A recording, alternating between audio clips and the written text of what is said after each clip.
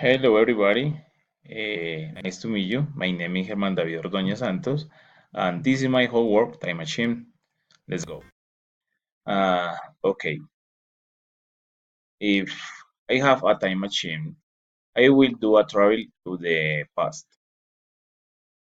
Uh, if I have time machine, I will learn to drive a car when I was younger.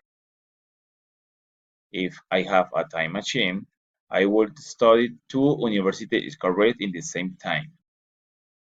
If I have a time machine, I would upgrade it in the future and I would go back to the present. If I have a time machine, I would travel to the meet to future children.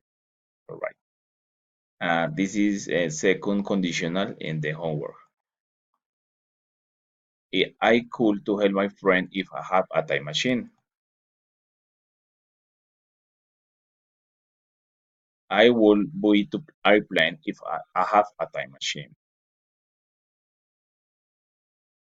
I would live in antiquity if I have a time machine. I could play with the cat in the sand and a half if I have a time machine. If I could repair my fish bicycle, I have a time machine.